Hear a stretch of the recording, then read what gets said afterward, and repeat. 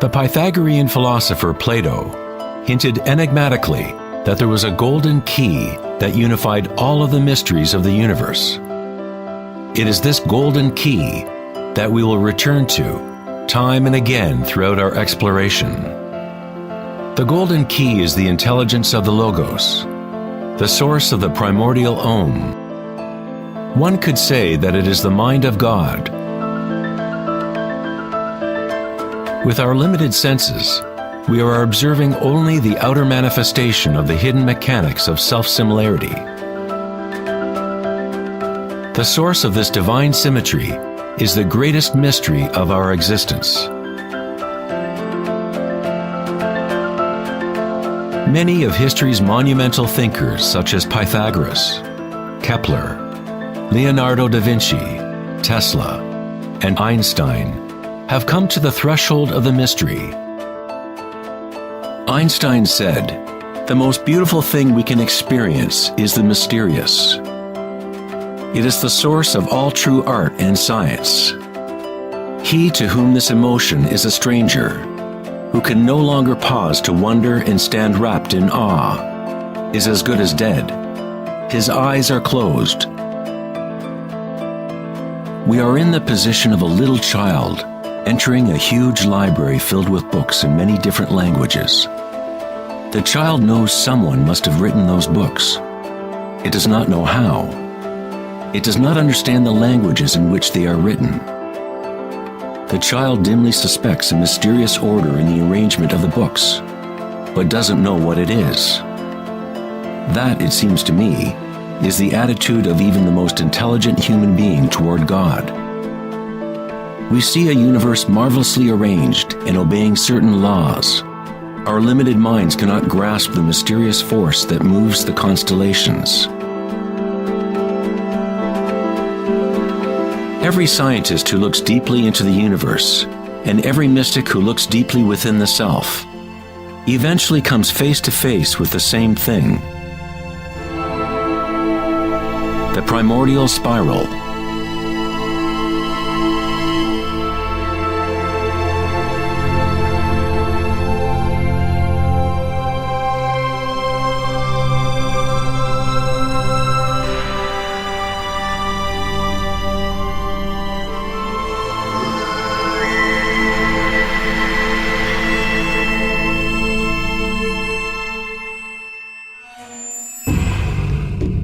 A 1,000 years before the creation of the ancient observatory at Stonehenge, the spiral was a predominant symbol on Earth.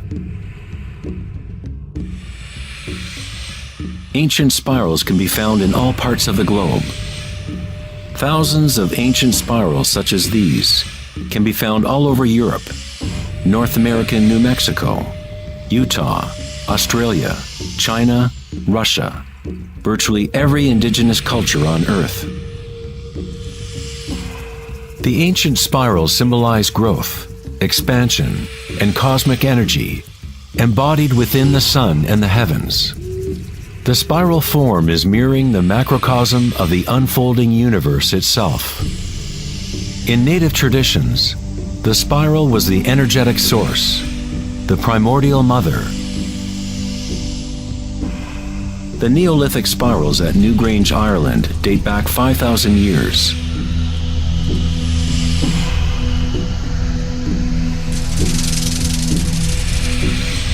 They are 500 years older than the Great Pyramid of Giza, and they are just as enigmatic to modern observers. The spiral goes back to a time in history when humans were more connected to the Earth, to the cycles and spirals of nature, a time when humans were less identified with thoughts. The spiral is what we perceive to be the torque of the universe. Prana, or creative force, swirls Akasha into a continuum of solid forms. Found at all levels between the macrocosm and the microcosm, from spiral galaxies to weather systems, to the water in your bathtub, to your DNA,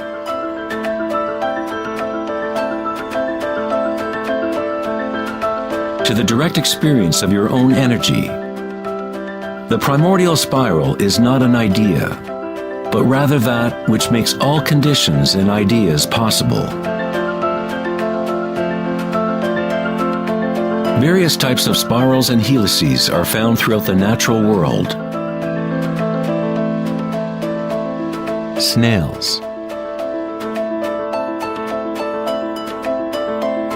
sea coral,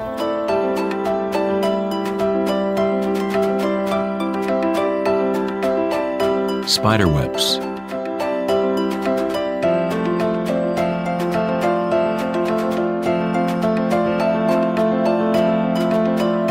fossils,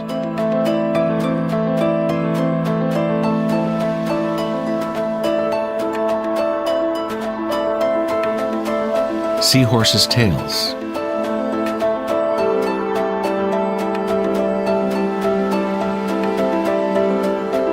and shells. Many spirals appearing in nature are observable as logarithmic spirals, or growth spirals. As you move out from the center, the spiral sections get exponentially larger. Like Indra's net of jewels, logarithmic spirals are self-similar, or holographic, such that the characteristics of every part are reflected in the whole. 2,400 years ago in ancient Greece, Plato considered continuous geometric proportion to be the most profound cosmic bond. The golden ratio, or divine proportion, was nature's greatest secret. The golden ratio can be expressed as the ratio of A plus B to A is the same as the ratio of A to B. To Plato, the world's soul binds together into one harmonic resonance. The same pentagonal pattern that exists in a starfish or in a slice of okra can be seen in the path of the planet Venus, traced in the night sky over an 8-year period.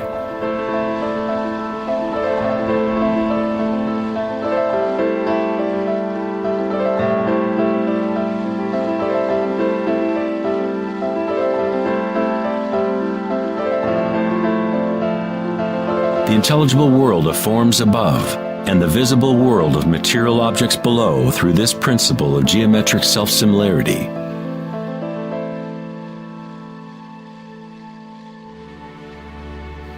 From the self-similar spiral patterns of the Romanesco broccoli to the arms of galaxies, logarithmic spirals are a ubiquitous and archetypal pattern.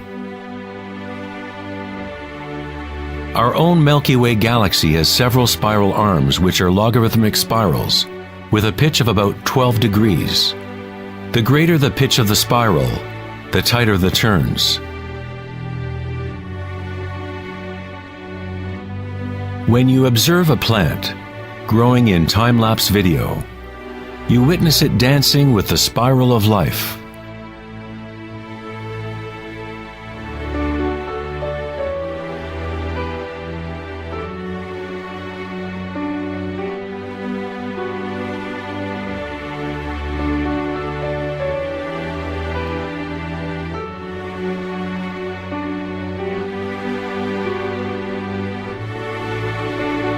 A golden spiral is a logarithmic spiral that grows outward by a factor of the golden ratio. The golden ratio is a special mathematical relationship that pops up over and over in nature. The pattern that is observable follows what is called the Fibonacci series, or Fibonacci sequence. The Fibonacci series unfolds such that each number is the sum of the previous two numbers. The German mathematician and astronomer Kepler discovered that self-similar spiral patterns are observable in the way leaves are arranged on stems of plants, or in the floret and petal arrangements of flowers. Leonardo da Vinci observed that the spacing of leaves was often in spiral patterns. These patterns are called phyllotaxis patterns, or leaf arrangement patterns.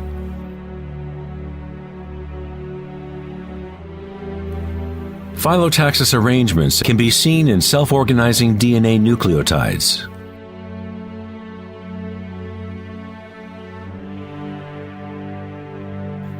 And in everything from the family trees of reproducing rabbits to pine cones, cacti, to snowflakes, and in simple organisms such as diatoms. Diatoms are one of the most common types of phytoplankton, single-celled organisms that provide food for countless species throughout the food chain.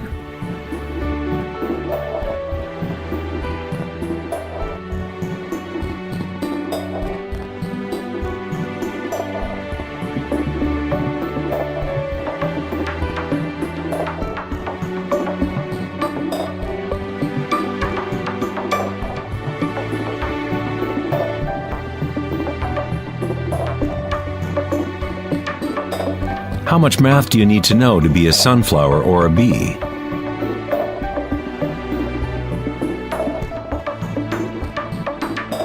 Nature doesn't consult the physics department to grow broccoli. The structuring in nature happens automatically.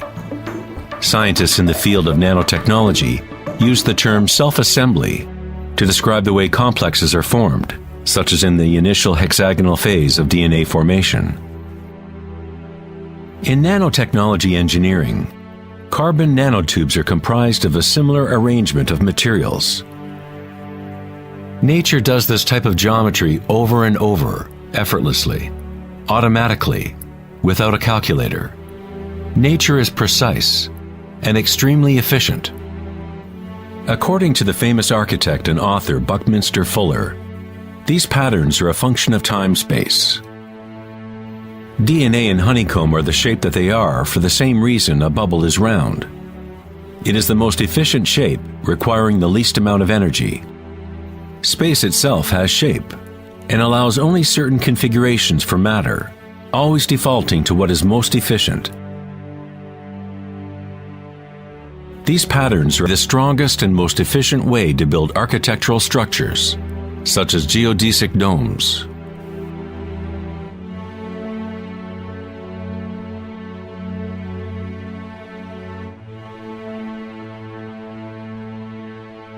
Logarithmic spiral patterns allow plants maximum exposure to insects for pollination, maximum exposure to sunlight and rain, and allow them to efficiently spiral water towards their roots.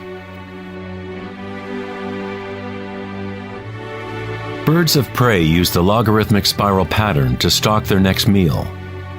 Flying in a spiral is the most efficient way to hunt.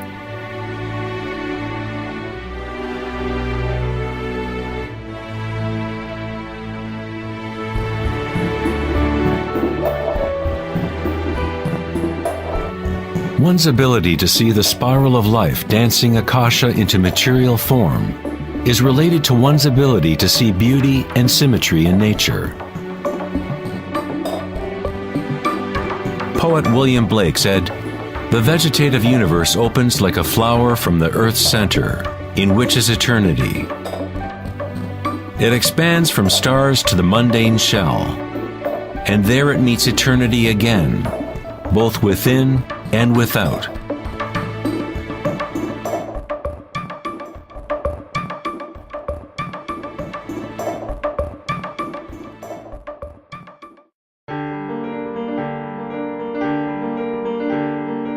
The study of patterns in nature is not something that is very familiar in the West. But in ancient China, this science was known as Li. Li reflects the dynamic order and pattern in nature.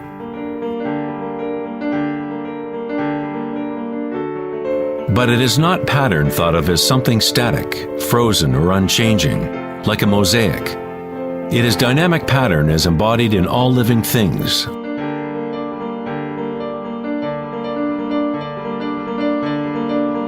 The arteries of leaves, the markings of the tortoise and the vein patterns on rocks are all expressions of nature's secret language in art.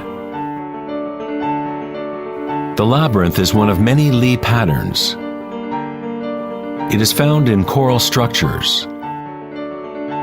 mushrooms like the morel, cabbages, and in the human brain. The cellular pattern is another common form in nature. There are a myriad of different cellular structures, but all have a similar orderliness defined by their purpose and function.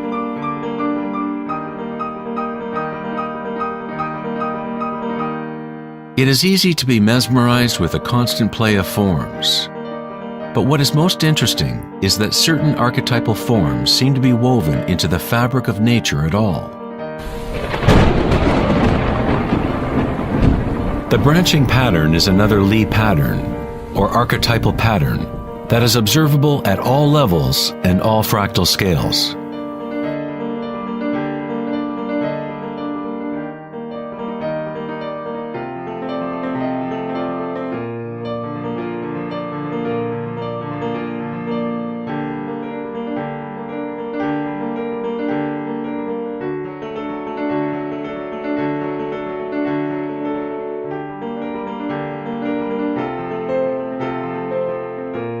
Take, for example, this incredible image of a supercomputer simulation known as the Millennium Run, showing the distribution of dark matter in the local universe. It was created by the Max Planck Society in Germany. Dark matter is essentially what we previously thought of as empty space. It is like an invisible nervous system that runs throughout the universe.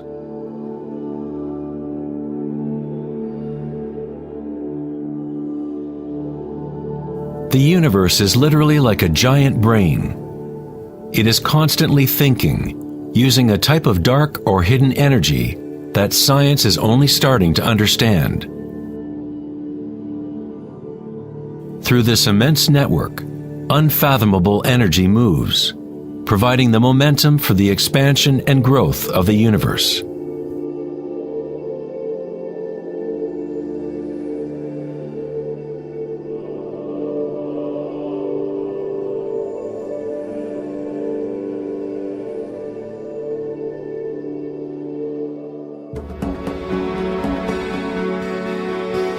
Nature creates branching patterns automatically when we set up the right conditions. Nature is an art-generating machine, or a beauty-creating engine. Here, electricity is being used to grow silver crystal branches. The footage is time-lapsed as they grow over several hours. The crystals form on the aluminum cathode, as ions are electrodeposited from a silver nitrate solution. The formation is self-organizing. You are seeing artwork generated by nature itself. Johann Wolfgang von Goethe said, "Beauty is a manifestation of secret natural laws, which otherwise would have been hidden from us forever." In this sense, everything in nature is alive, self-organizing. When higher voltage is used, the fractal branching becomes even more obvious. This is happening in real time.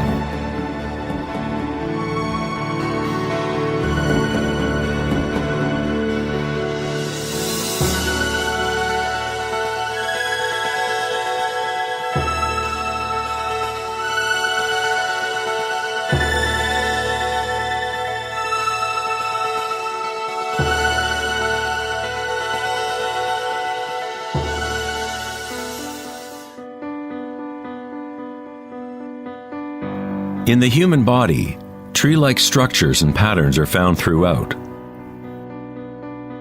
There are, of course, the nervous systems that Western medicine knows about. But in Chinese, Ayurvedic, and Tibetan medicine, the energy meridians are a central component to understanding how the body functions. The nadis, or energy meridians, form tree-like structures. A post-mortem examination will not reveal the chakras or the nadis. But that does not mean they do not exist. You need to refine your tool that you use to look. You must first learn to quiet your own mind. Only then you will observe these things first within yourself. In electrical theory, the less resistance in a wire, the more easily it can carry energy. When you cultivate equanimity through meditation, it creates a state of non-resistance in your body. Prana, or chi, or inner energy, is simply your inner aliveness. What you feel when you bring your consciousness within the body. The subtle wires within your body that carry prana, the nadis, become able to move more and more pranic energy through the chakras. Your wiring becomes stronger as you use it, as you allow energy to flow. Wherever consciousness is placed, chi or energy will begin to flow and physical connections blossom. Within the brain and nervous system, physical wiring patterns become established by repetition. By continually placing your attention within and lowering resistance to the sensations you are experiencing, you increase your energetic capacity.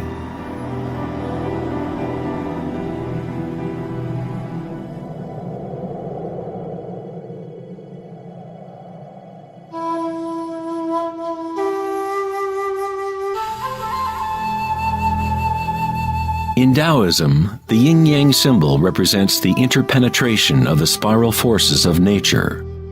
The yin-yang is not two and not one. The ancient concept of the hara is represented by a yin-yang, or spiral swirl. It is the power center located in the belly below the navel. Hara means literally sea or ocean of energy. In China, the hara is called the lower dantian. In many forms of Asian martial arts, the warrior with strong hara is said to be unstoppable.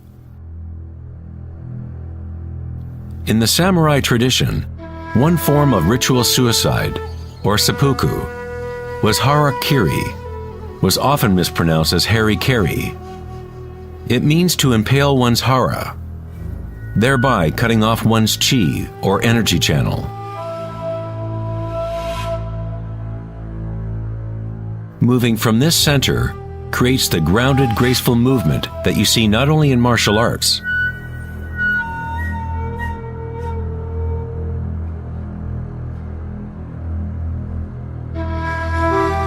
but in great golfers, belly dancers,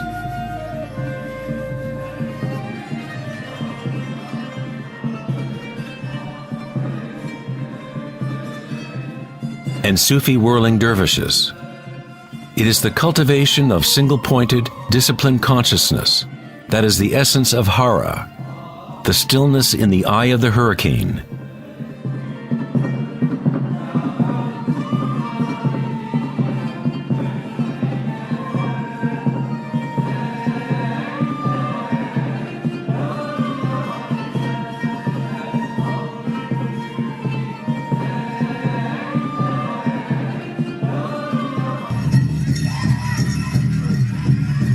It is the gut instinct and connection to one's energy source.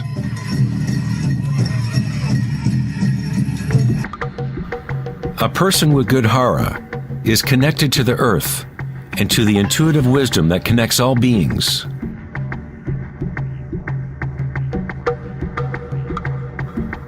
To think with your belly, hara dekanganase, is to tap into your inner wisdom.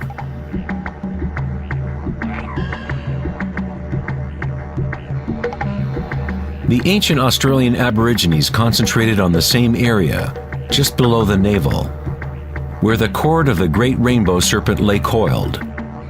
Again, a representation of the evolutionary energy in humankind. It is no accident that it is in the hara where new life begins.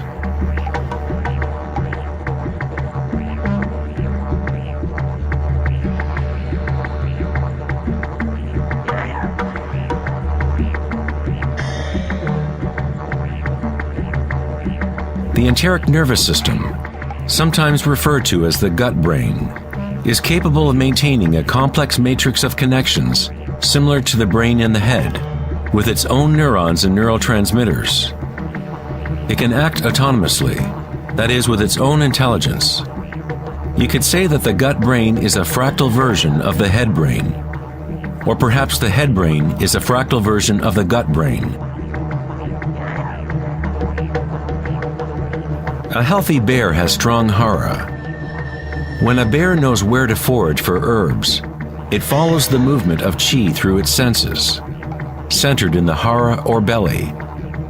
This is the bear's connection to the dream lodge, the place in native traditions where all knowledge comes from, to the spiral of life.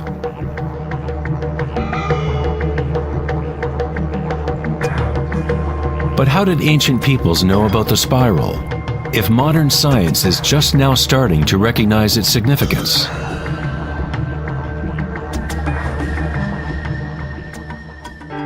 Ask the bees, for they have not forgotten how to love. Bees have a special connection to the source, as part of a symbiotic system, helping beauty and diversity to flourish. They are a bridge between the macrocosm and the microcosm. There is one heart that connects all, a hive mind, if you will. Like an open brain, the hive sends out its dreams into the world to be manifested.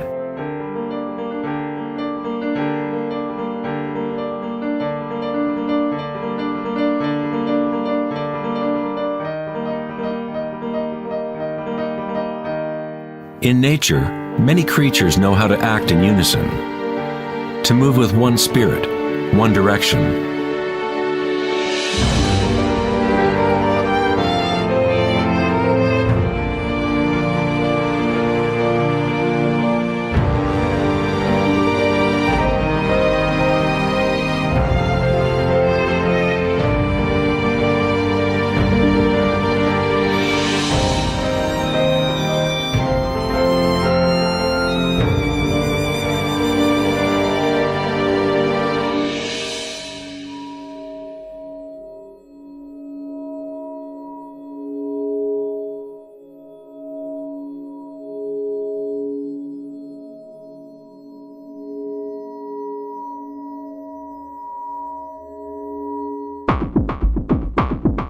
But not all benefit the other species around them. For example, the locust will devour everything in its path. A locust has no choice but to act like a locust. It will never make honey or pollinate plants the way a bee does. A locust's behavior is rigid, but a human is unique in that we can act like a bee or we can act like a locust.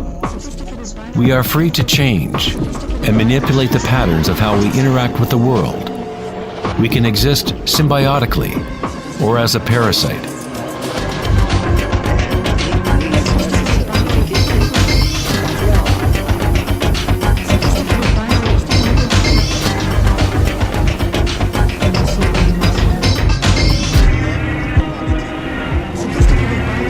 Today, humans try to understand the spiral with the rational mind.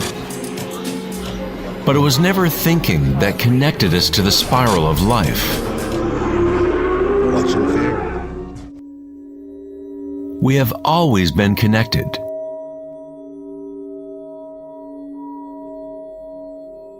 Thinking has been what keeps us in the illusion of separateness, within our own identities. Thinking is the creation of separateness, the experience of limitation. The more we align with thought, the more removed we become from the source. Ancient cultures that were less thought-oriented aligned themselves with the spiral in a more direct and personal way than we do today. In ancient India, Kundalini is a representation of one's inner energy, which moves in snake-like or helix-like pattern up the spine. In the ancient yogic traditions of India, the inner worlds of people at that time were comparable to those of Hara-centered cultures. To balance the power of the spiral with the stillness of your witnessing consciousness is to align with your full evolutionary potential, to blossom into the unique multifaceted being you were designed to be. Ida, the feminine or moon channel, is connected to the right brain, and Pingala, the masculine or sun channel, connected to the left brain. When these two channels are in balance, energy flows up a third channel, Sushumna, along the center of the spine, energizing the chakras and unlocking one's full evolutionary potential. The word chakra is an ancient Sanskrit word meaning energy wheel. Kundalini is nothing less than the primordial spiral that dances your human life into existence. It is a different order of energy than we normally understand, like a bridge from gross matter to the most subtle energies. You are that bridge. Kundalini is not energy that can be forced by will, effort, and friction. It is analogous to growing a flower. All we can do as good gardeners is prepare the soil in proper conditions and let nature take its course.